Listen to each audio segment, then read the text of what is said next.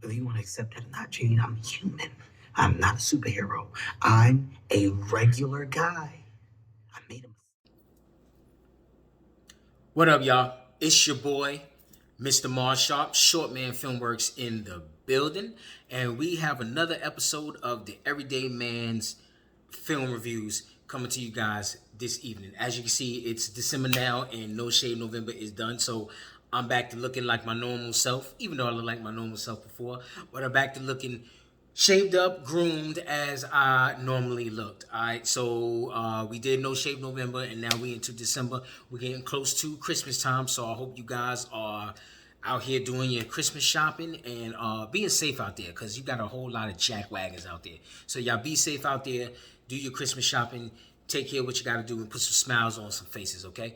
All right, so today we're going to take a little detour today. Y'all know the last couple of videos I've been doing a lot of old 80s movies, nostalgic movies, and I'm going to continue to go back to that.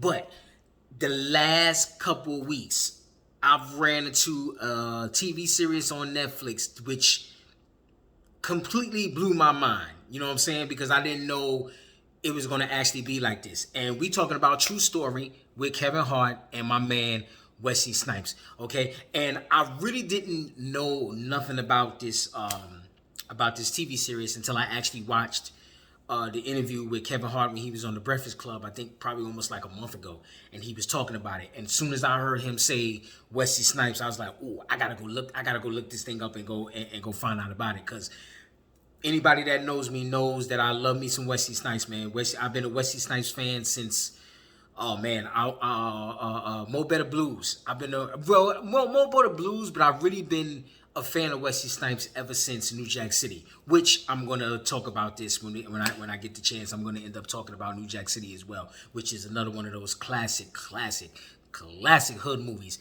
If you ain't never seen New Jack City, you don't know what you're missing. There's some outstanding acting out in there, directed by Mario Van Peebles. But I'm not gonna talk about that now. We're gonna save that for the New Jack City video that I'm gonna put out there. But we here to talk about True Story, and this is, I don't want to say it's Kevin Hart's first dramatic role, because he did The Upside with Bryan Cranston, and then he had Fatherhood on Netflix, which I didn't get a chance to see yet, but I'm gonna check that out.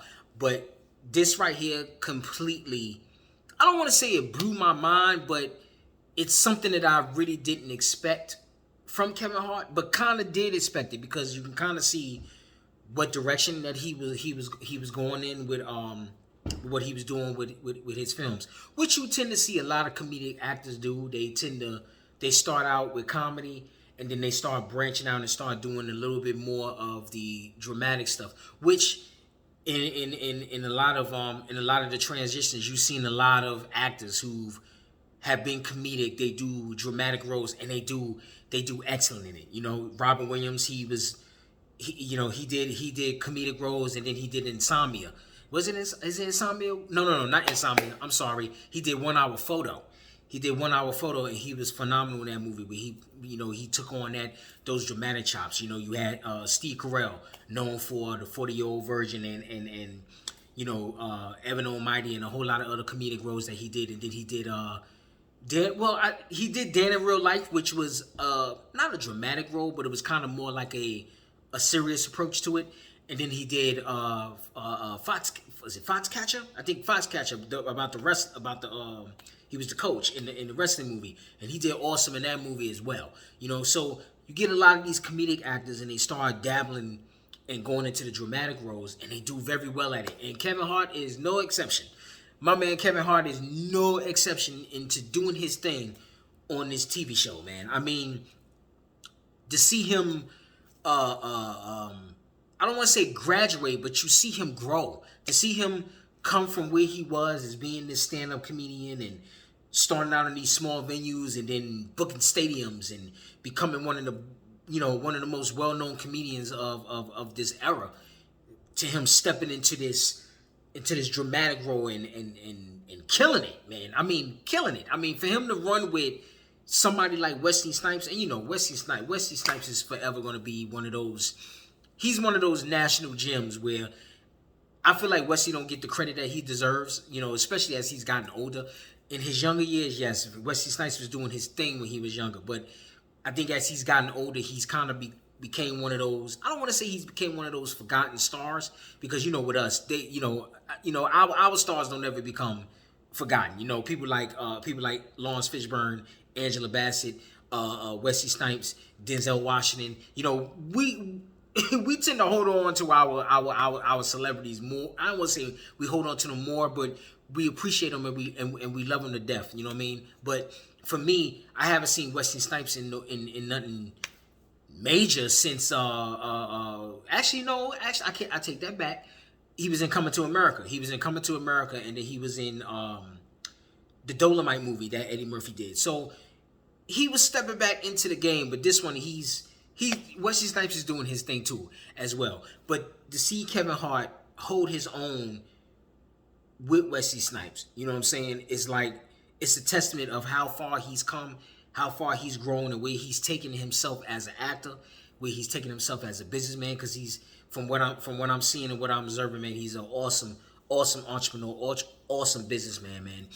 And it's just, you know, this series. I think it's like 7 parts to the series, but it's just some scenes in this thing that just capture your attention, man. And I mean, like from the first episode, you know, and it's not what you really expect in the beginning, because you kind of think it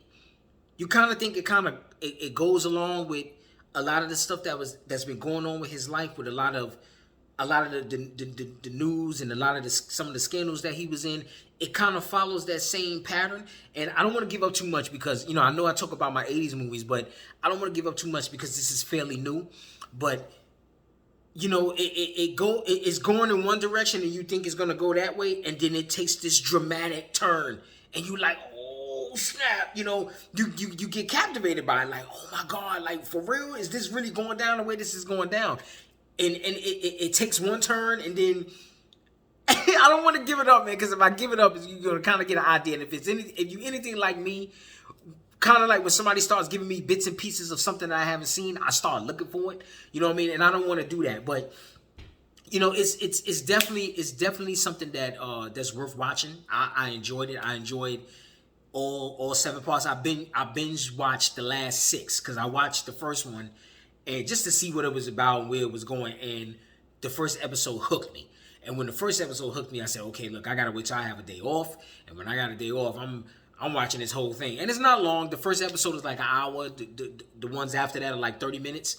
So you can get through it. You can get through it pretty quick, you know. But it's definitely worth the watch, man. It'll capture your attention. The performances are awesome, man. There's a scene where there's so many scenes, man, in this thing where, you know, I don't want to say you can't believe that Kevin Hart is doing this kind of work, but at the same time, you believe that he's doing this type of work, and he's believable. He's believable. He's, you know, you can see he's honed his chops, man.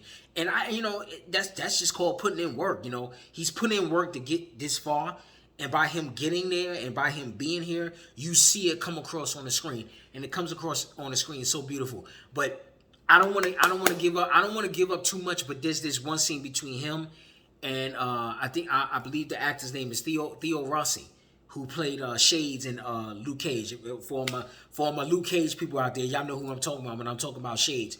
But him and Kevin Hart have a scene, and I mean, this scene is just like, oh my, this scene is so powerful, man, between these two. That when you look at it, it's like, you gotta see it, you gotta check it out. And I believe, like, for those of y'all who didn't check it out, y'all gonna be in for a treat. For those of y'all who did check it out, y'all know what I'm talking about. Now, you know, you're gonna have some haters out there.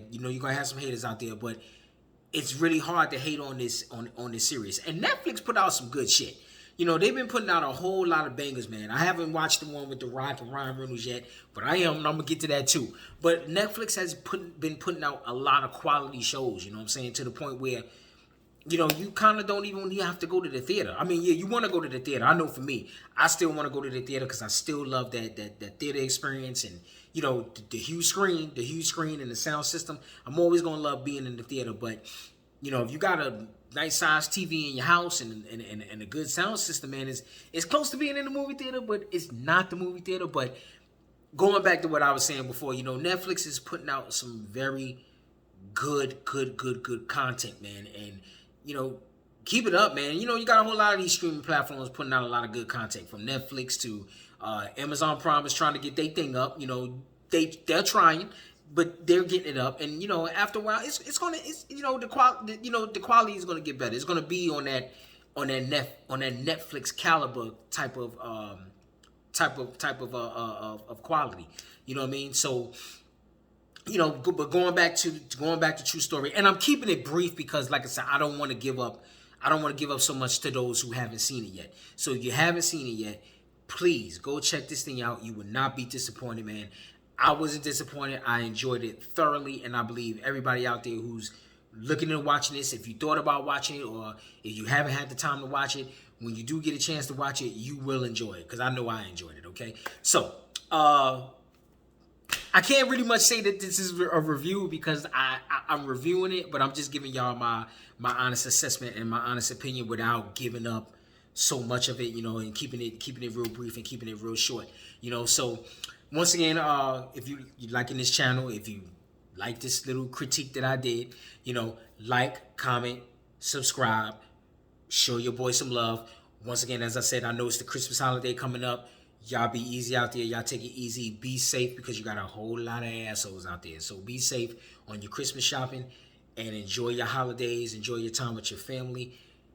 Merry Christmas, Happy New Year, and we got like a week left to Christmas, and it's coming up fast. So that's amazing how all this time is going along. But once again, you know, show your boy some love, like the video, subscribe to the channel. I'm your boy, Mr. Marsharp. This is Short Man Filmworks, and this is the Everyday Man Film Reviews. I will see y'all on the next video. Y'all take care.